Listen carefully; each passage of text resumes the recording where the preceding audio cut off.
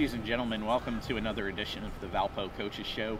Joining me today on the eve of his first regular season game of the second year as Crusader men's basketball head coach is Bryce. Bryce, good to have you along today. Thanks, good seeing you, Aaron. You have a couple exhibition games under your belt to start this season, a pair of 28-point wins over St. Joseph's from down in Rensselaer and Robert Morris over in Chicago. And while the results were the same, two really different ways of getting around to those results. St. Joe's, you kind of got out to a big lead early on in Cruz. Robert Morris, a team fourth in the NAIA, was a little more challenging. Can you talk a bit about those two games and specifically the challenges Robert Morris posed to you? Anytime the preseason comes, as a coach, we're trying to see what all we've learned in practice, how much of it will carry over to the game. And St. Joe was a bigger team, had some physical players that were very strong at their positions.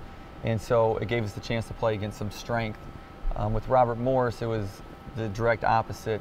A lot of speed, a lot of athleticism, and I thought that both games really helped expose some of our weaknesses and things that we need to work on as a team.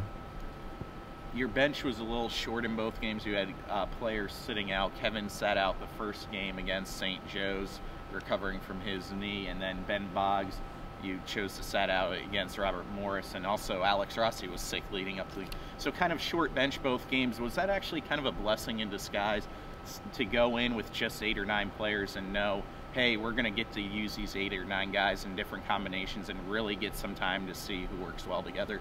We definitely try to turn things into a positive, whether, we do have 10, 9, or 8 available players. Last year we got to experience that a lot. Some games we only had 7 players, so we did have some experience with it. But as a coach, Aaron, we would always love to have 12 guys ready to play on the bench and deal with those problems. But I thought that the guys who played last weekend did a really good job gelling together, especially second half. I thought the chemistry was a lot better on the floor. Yeah, second half you outscored Robert Morris by 26 points after being up just 2 at the halftime. Looking at the 2 games, is it good to see you get guys out on the floor, and Bobby Capobianco, Alex Rossi, Vashil Fernandez? These are guys who came in with big credentials, in the case of Bobby and Alex both starting out at BCS schools. Vashil, obviously, everyone can see his wingspan and what kind of athleticism he brings underneath defensively. But these are guys who a lot of people don't think about, haven't played in a year or 2 in competitive games. And so how good is it from a coaching standpoint to see these guys get their feet wet for, 20 minutes in a game, as opposed to just getting, guys who played a couple minutes at their previous school or guys who had to sit out a year or 2? 2 games is nice. I wish it was more like 4 or 5. Then we could get them in some different situations and get them even more experience. There's definitely a learning curve. When you sit out a year, getting back your game legs, getting back just the feeling of being in a game. And so I definitely suspect that there'll still be a learning curve for a lot of the guys for a while, just to get used to the games and being back out on the floor. Your first 2 regular season games are coming here at the Arc, meaning your first 4 games of the year will all be at home.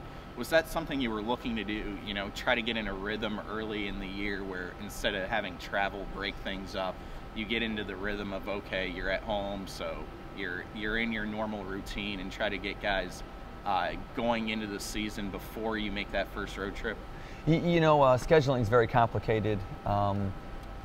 Getting the teams on the schedule takes a lot of work, a lot of phone calls, trying to find dates that work, and it just worked out well this year that we were able to start the year with 2 home games. So we're excited to have 2 home games before we have to go on the road, which is very rare. I can't even remember the last time we've had 2 home games to start the year. So it will be nice to be in the Arc. The first of those home games comes Friday evening, 7:30 p.m., about a half hour after the end of the women's basketball game. Doubleheader whiteout night here at the Arc. All fans encouraged to wear white to help white out the building. Georgia Southern, this is the back end of a home-and-home series you had with them. You played down there last year, won a really up-and-down game by 8 points. What can fans expect from them coming in on Friday night? It's probably the best team they've had since we've played them. They have more experience now. They're very talented. They have a projected second-round NBA draft pick who's a junior now. and they also have a guard who was Player of the Year in his conference a couple years ago. So they have some very talented players. They're very athletic, and so they will definitely challenge our ball handling, our rebounding, and our passing ability. Looking ahead, the second of the 2 home games to start the year, the Northern Illinois game, of course, the 7 a.m. game, is part of ESPN's 24 Hours of Basketball Marathon Tuesday morning. Is there anything you and the staff have decided to do with the team to kind of help acclimate them to that unusual start time? Because I'm guessing none of these guys have ever played in a game that's tipped off at 7 in the morning.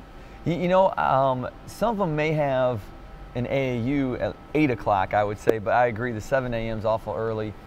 We have had a couple morning practices, but you know, I don't think I'll be able to tell you an honest answer until after the game to see how they really did and how they adjusted to everything.